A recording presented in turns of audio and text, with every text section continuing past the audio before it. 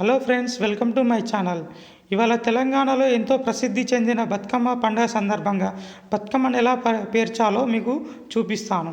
ఒక పెద్ద తాంబూలం తీసుకొని గుమ్మడాకులను ఇలా తాంబూలం చుట్టూ పేర్చాలి. ఇలా పేర్చిన తర్వాత తాంబూలం బయటకు వచ్చిన ఆకుని ఇలా చించుకొని తర్వాత అదే తాంబూలం మధ్యలో వేసుకోవాలి. ఇలా గుమ్మడాకును తాంబూలం చుట్టూ పేర్చిన తర్వాత తంగెడు పువ్వుని ఒక వరుస క్రమంలో పెట్టుకుంటూ తాంబూలం చుట్టూ ఒక లైన్గా వరుస క్రమంలో పెట్టుకుంటూ పేర్చాలి. అలా తంగెడు పువ్వు తర్వాత గునుగు, పట్టకుచ్చు, చామంతి, బంతిపూలు ఇలా తీరొక్క పువ్వును తీసుకొచ్చి ఒక గుడి గోపురం ఆకారం వచ్చే విధంగా పేర్చుకోవాలండి.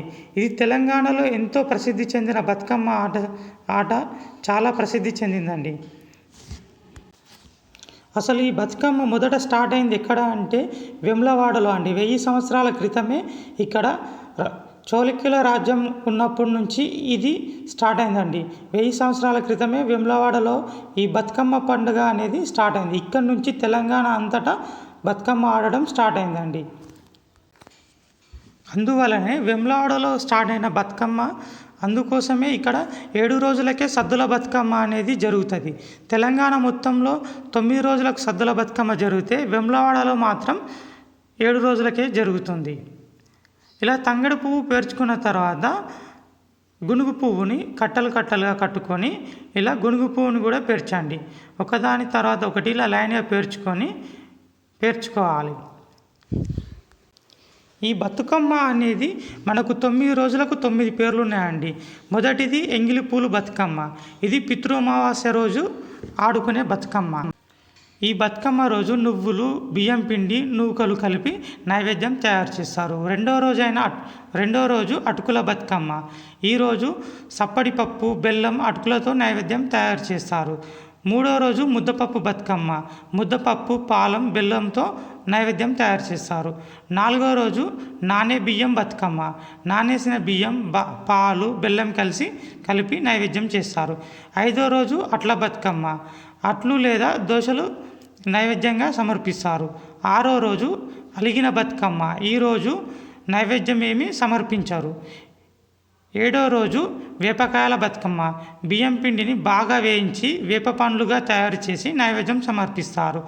ఎనిమిదో రోజు వెన్నముద్దల బతుకమ్మ. నువ్వులు, వెన్న లేదా నెయ్యి, బెల్లం కలిపి నైవేద్యం తయారు చేస్తారు. 9వ రోజైన సద్దుల బతుకమ్మ. ఇది పెద్ద బతుకమ్మ అని కూడా అంటారండి. ఈరోజే 5 రకాల నైవేద్యాలు తయారు చేస్తారు.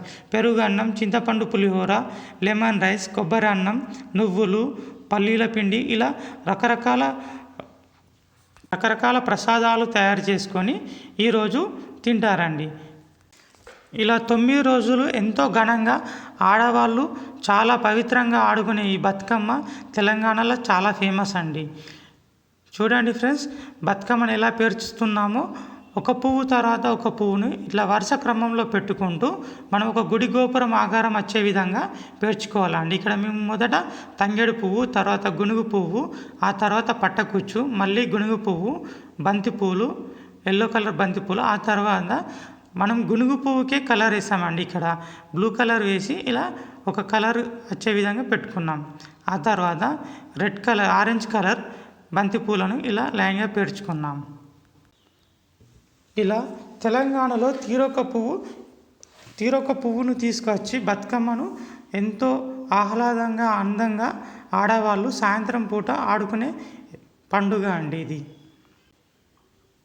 రోజుకో బతుకమ్మతో రోజుకో సత్తిపిండి తీసుకువచ్చి ఇంటి దగ్గర ఆడవాళ్ళందరూ చిన్నపిల్లల కాడికెళ్ళి పెద్దల వరకు అందరూ జమై ఎంతో పవిత్రంగా ఆడుకొని చెరువులో, ఊరి దగ్గరలో ఉన్న చెరువులో కానీ, కుంటలో కానీ, బావిలో కానీ ఈ బతుకమ్మను నిమజ్జనం చేస్తారు.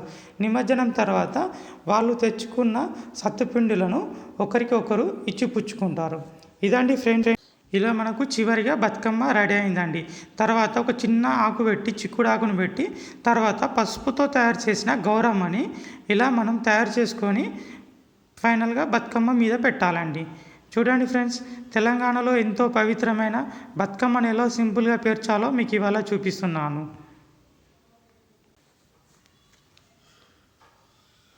ఈ నా వీడియో నచ్చితే లైక్ చేయండి, షేర్ చేయండి అండ్ సబ్స్క్రైబ్ అవ్వండి. ఫ్రెండ్స్, నాకు తెలిసిన ఇన్ఫర్మేషన్ని మీకు చూపించాలని ఒక చిన్న తాపత్రయంతో ఈ బతుకమ్మ తయారు చేసే విధానాన్ని చూపిస్తున్నాను. ఏమైనా తప్పులుంటే క్షమించండి ఫ్రెండ్స్.